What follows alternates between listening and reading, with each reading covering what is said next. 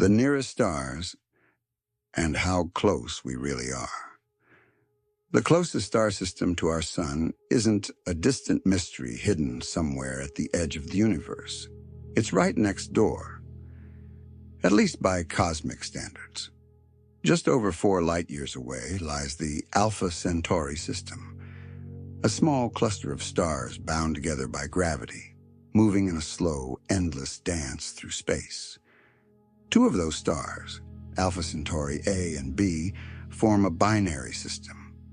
They orbit each other like partners locked in a gravitational embrace, shining steadily, not so different from our own sun.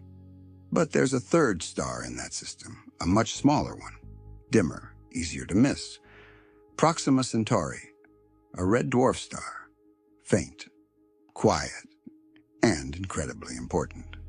Because Proxima Centauri is the closest star to our sun, about 4.24 light-years away.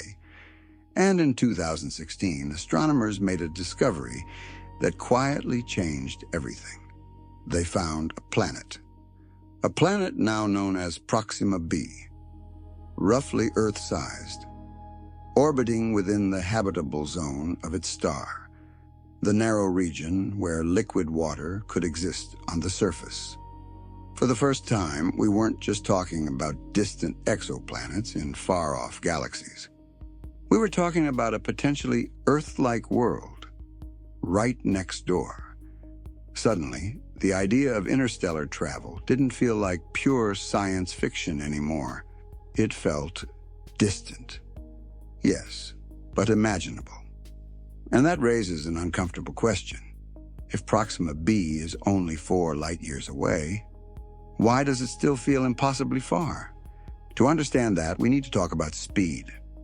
In 2015, NASA's New Horizons spacecraft completed its long journey to Pluto, nearly 5 billion kilometers from Earth, a mission that took almost 9 years. New Horizons was fast by human standards. It traveled at about 84,000 kilometers per hour, fast enough to circle Earth in under 30 minutes. And yet, at that speed, reaching Proxima b would take over 50,000 years. 50,000 years. Longer than recorded human history. Longer than civilizations have risen and fallen. Longer than languages, nations, and religions have existed. With our current technology, interstellar travel isn't just difficult. It's functionally impossible.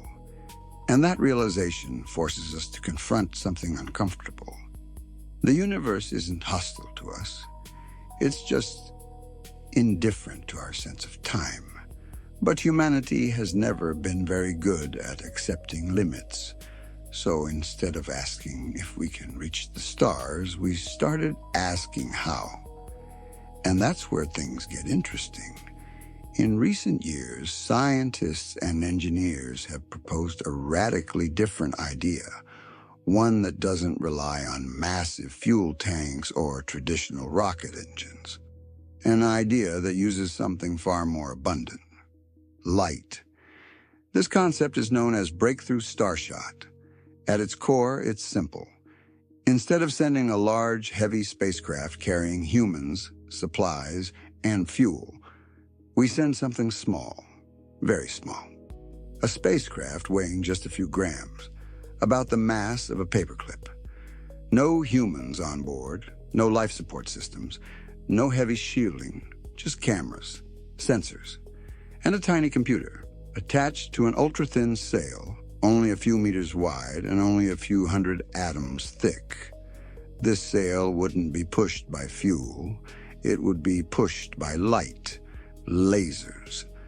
A powerful array of ground-based lasers would focus their energy onto the sail, accelerating the craft to an extraordinary speed, up to 20% the speed of light.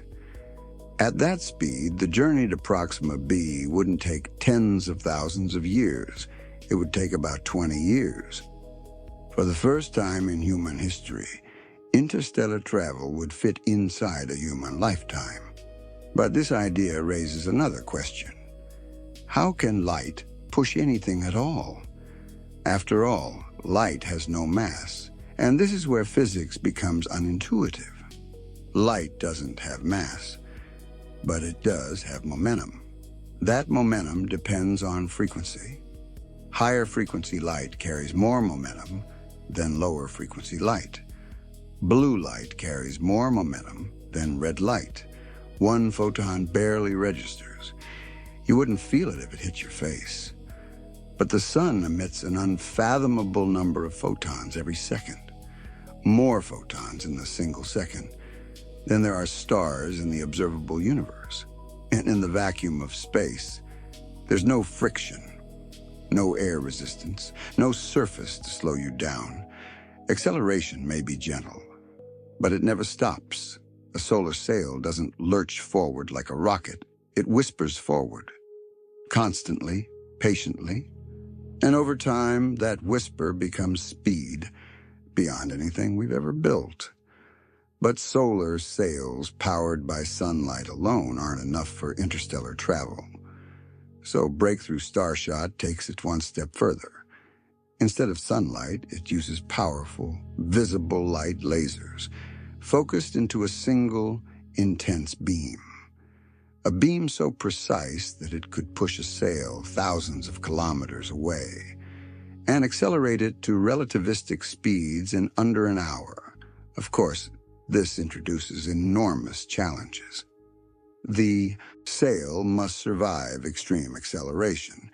It must endure intense heat.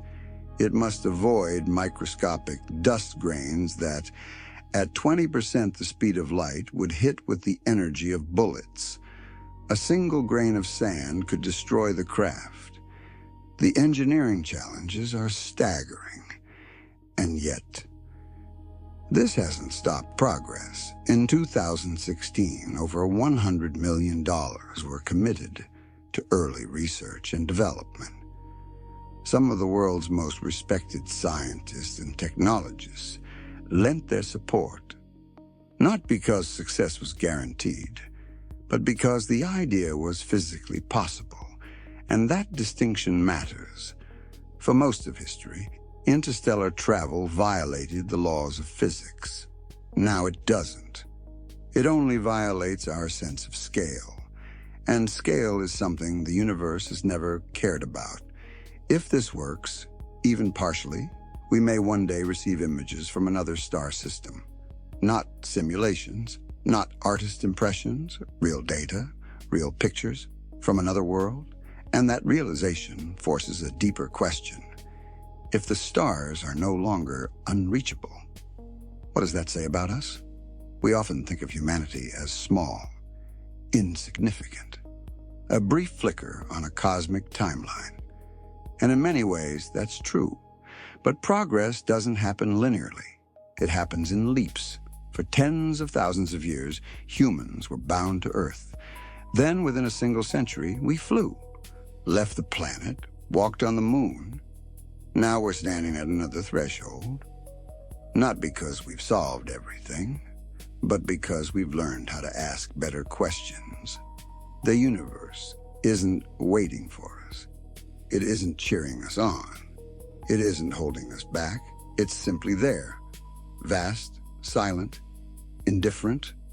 And yet here we are, a species capable of turning light into momentum, ideas into machines, curiosity into action.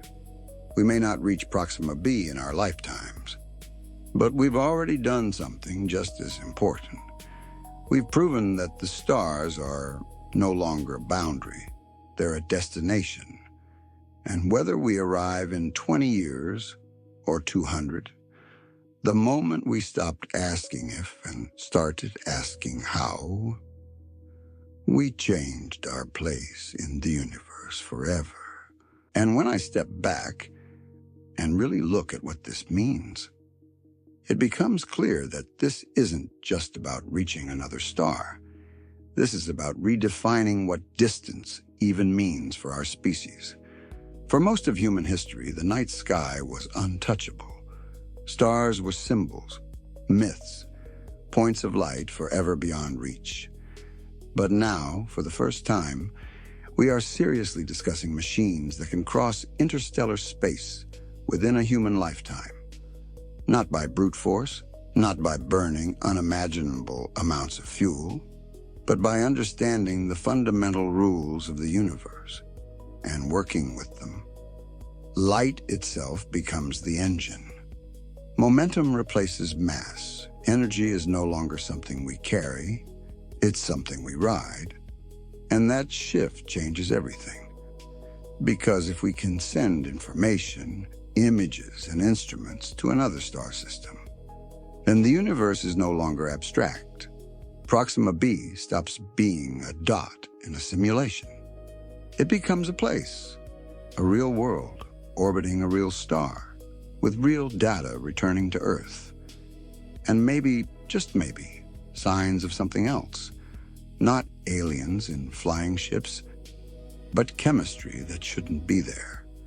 Atmospheres that don't behave naturally. Patterns that suggest complexity. Even life. But here's the deeper thought. Every step outward into the cosmos is also a step inward. To build something like Breakthrough Starshot, humanity must cooperate at a scale we've rarely achieved. Physics, engineering, patience, long-term thinking, all of it matters more than ego. This isn't conquest, it's curiosity. And whether or not we ever find life around Proxima Centauri, the act of trying already changes us. Because the moment we reach beyond our solar system, we stop being a planetary civilization in spirit. We become something else. Not because we arrived, but because we dared to begin. Observe, reflect, awaken.